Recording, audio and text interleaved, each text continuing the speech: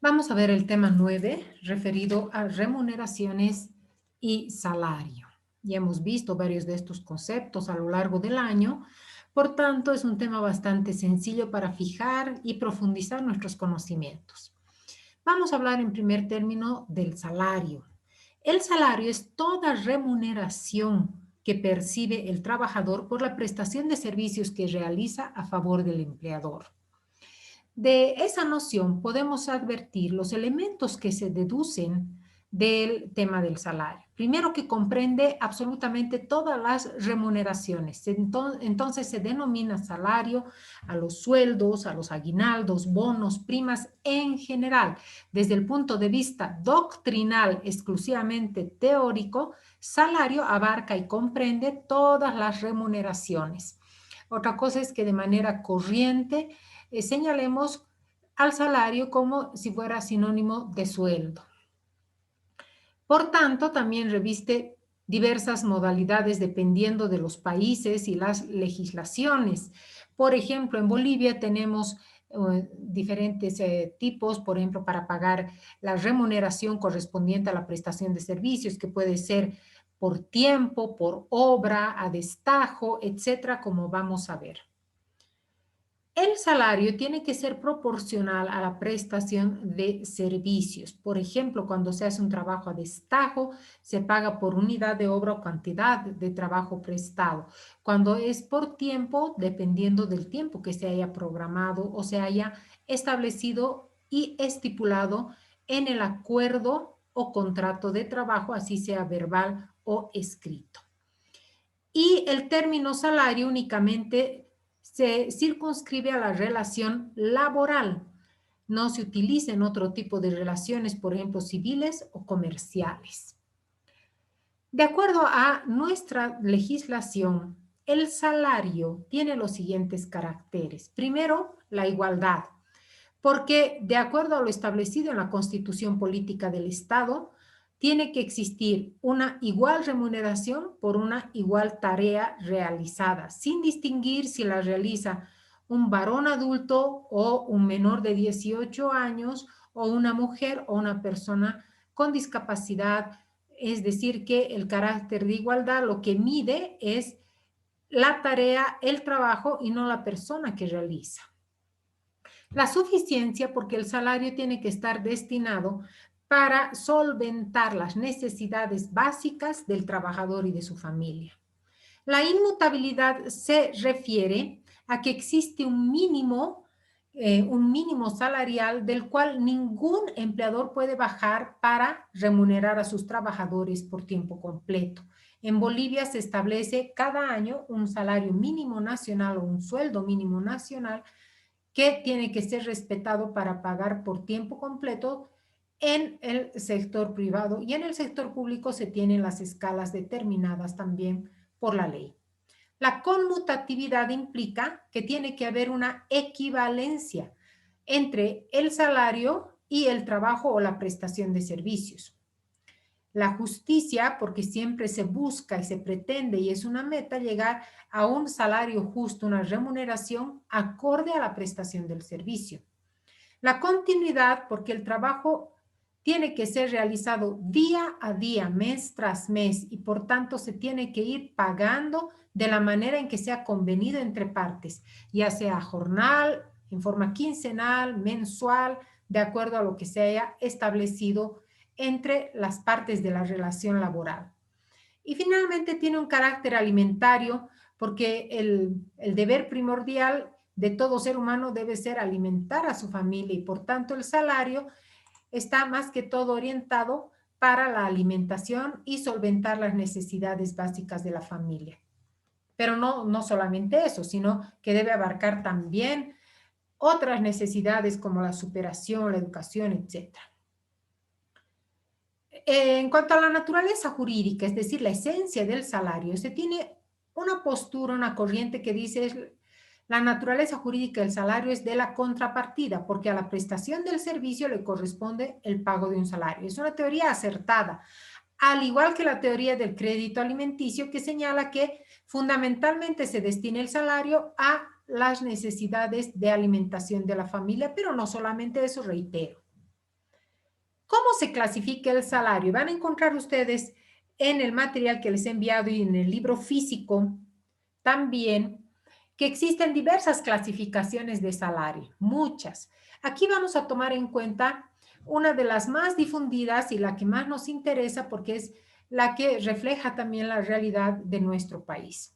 El salario por unidad de obra o a destajo, que ya hemos visto, que es aquel en el que se mide y se paga de acuerdo a la cantidad de obra o de trabajo que realice el trabajador. Es decir, que en este caso, a destajo, no ingresa el factor tiempo, a diferencia del salario por tarea, donde ingresa el tiempo, pero también la cantidad de obras. Por ejemplo, en el salario por tarea se paga cuando se le dice al trabajador en esta jornada de 8 horas, necesito que usted avance, no sé, 15 metros cuadrados de construcción. Entonces entra tiempo y entra también cantidad de obra.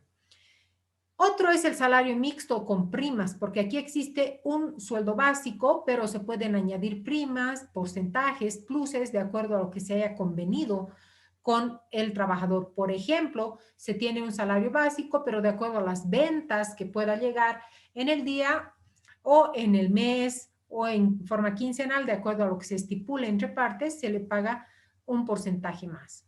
El salario por comisión es cuando se le paga estrictamente de acuerdo a porcentaje, pero también ingresa el factor de la dependencia laboral, o sea que no es un comisionista en sí mismo, sino que es un trabajador que va a percibir por porcentaje. Entonces, en realidad lo que en Bolivia se da es el salario mixto, un salario básico y con primas, ¿no? Por comisión pueden haber también algunos casos, pero son los menos. Y el salario en especie, que en Bolivia solamente tenemos el caso de los subsidios. El subsidio, por ejemplo, prenatal y el de lactancia, que se paga en especie, en productos lácteos, etc. Las categorías son aquellos niveles que se establecen dentro de la escala salarial de una empresa, también dentro de una entidad pública. Y de acuerdo a esas categorías que responden a la estructura organizacional del ente o de la empresa privada, se establecen también los sueldos. Los bonos en Bolivia, tenemos el bono de producción, que es aquel que se alcanza de acuerdo a lo que se ha establecido a inicio de una gestión. Entonces, se ponen de acuerdo entre el empleador y el sindicato o el empleador y los trabajadores de alcanzar una meta de producción y sobrepasarla. De modo que toda esa gestión, todos se empeñan, trabajan, ponen todo el interés y el esfuerzo, se alcanza esa meta y entonces tienen derecho al bono de producción que se paga en forma anual. ¿Quién tiene derecho al bono de producción? Todo trabajador que preste servicios más de 3 meses. Y si es todo el año, pues le van a pagar un sueldo completo. Si es por menos de un año, pero más de 3 meses, se va a pagar por duodécimas. El bono de frontera es un plus que se paga a todos los trabajadores que prestan servicios dentro de los 50 kilómetros de la frontera de nuestro país. Se incrementa un 20% más en cada sueldo. El bono de antigüedad, como ya conocemos, es un porcentaje que se añade al sueldo mensual de cada trabajador a partir de los 2 años de servicio que se ha prestado y va incrementándose de acuerdo a esta escala. Por ejemplo, de 2 a 4 años se paga el 5% hasta llegar a 25 años adelante el 50%. ¿Cómo se calcula el bono de antigüedad? La base de cálculo es el salario mínimo nacional. Por tanto, recuerden, no se toma en cuenta lo que gana cada trabajador, no es el sueldo individual, es sobre el salario mínimo nacional. Y la ley diferencia si se trata de empresas productivas, se aplica el porcentaje de acuerdo a la escala sobre 3 salarios mínimos nacionales. Pero si es empresa de servicios, se aplica el porcentaje de la escala que corresponde al trabajador sobre un salario mínimo nacional. Esto ya hemos hecho ejercicios al ver los finiquitos. La prima de utilidades es un sobresueldo que se paga a los trabajadores cuando en una empresa se perciben y se constata la existencia de utilidades. Se paga en forma anual. En diversas legislaciones existen diferentes formas de pagar las utilidades. La primera es la participación con percepción inmediata, que una vez que se establece la existencia de utilidades, se procede a pagar a los trabajadores en el porcentaje que la ley determina. Ese es el caso de Bolivia. Existen otras formas, participación con percepción diferida. Por ejemplo, las utilidades se van conservando a favor de cada trabajador e inclusive pueden ser capitalizadas, ganar intereses para que se paguen cuando llegue a su jubilación o se rescinde el contrato de trabajo. La participación con percepción mixta toma una parte para pagar en forma inmediata, es decir, cada año, y otra parte la conservan en una cuenta para pagar al trabajador cuando termine la relación de trabajo. Y otra manera muy interesante que se da en algunos países europeos es la participación de utilidades en acciones, de modo que a medida que va percibiendo utilidades la empresa, a cada trabajador se lo va haciendo socio de dicha empresa. En Bolivia tienen derecho a la prima de utilidades todos los trabajadores que hayan prestado servicios por más de 3 meses. Se debe pagar dentro de los 90 días en que se ha establecido que existen utilidades de acuerdo a los balances. Entonces, primero se tiene que hacer el balance respectivo. Y el monto de la prima para todo trabajador que ha prestado servicios durante todo el año le corresponde un sueldo promedio. Si ha trabajado más de 3 meses, pero menos de un año, se paga por duodécimas. Ojo, es importante recalcar que del total de las utilidades de la empresa se destina el 25% para pagar la prima de utilidades. Si ese monto no alcanzara, entonces se lo va a hacer a prorrata, es decir, dividiendo. Existe una norma que es una ley de 1950 que establece que los profesionales liberales que trabajan desde su propia oficina, desde su propio taller, etcétera, pero tienen un contrato suscrito con una empresa y existe una remuneración periódica, existe la dependencia económica, entonces también tienen derecho a la prima de utilidades. Recordemos también algo que ustedes conocen muy bien, que es que las utilidades líquidas se obtienen luego de descontar todos los gastos, por ejemplo, sueldos, impuestos, todos los gastos de administración, castigos a maquinaria y enseres cuando la maquinaria, los equipos, enseres ya están obsoletos y se denomina castigar porque ya su valor es cero, algunos dicen uno, pero ya no tiene un valor significativo en lo económico. Los intereses que se pagan, castigos en cuentas deudoras. El aguinaldo de Navidad también ya conocemos, es un sobresueldo que se paga a fin de año, en el mes de diciembre, y está destinado a solventar los gastos de las fiestas de fin de año. Así de sencillo es.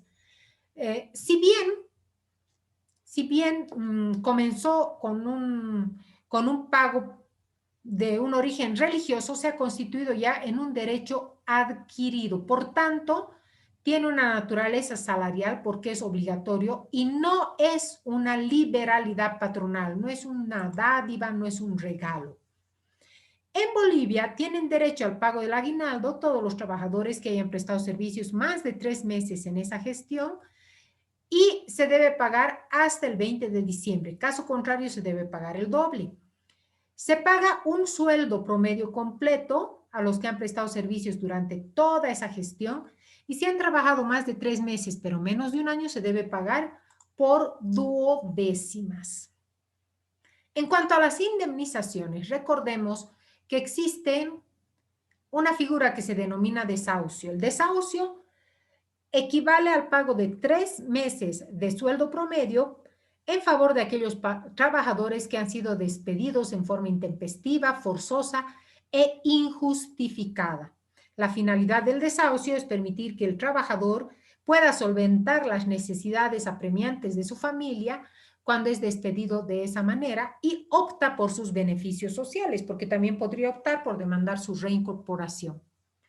La indemnización por antigüedad, por su lado, es un reconocimiento a la prestación de servicios que ha realizado un trabajador, a la experiencia que ha ido ganando. Y en nuestro país ya sabemos que se paga una vez que se rompe la relación de trabajo. La base de cálculo de la indemnización por antigüedad es la del sueldo promedio, tomando en cuenta los últimos 3 sueldos percibidos por el trabajador, que se divide entre 3. ¿En contratos a plazo fijo puede haber indemnización por antigüedad? Claro que sí, siempre que haya prestado servicios por más de 3 meses. En caso de retiro voluntario, cuando el trabajador renuncia, también hay indemnización por antigüedad, siempre que haya trabajado más de los 90 días. ¿Y qué es lo que sucede en el caso de recontratación? Ha prestado servicios durante un tiempo, luego puede retirarse y vuelve, o es tal vez despedir, lo vuelven a recontratar.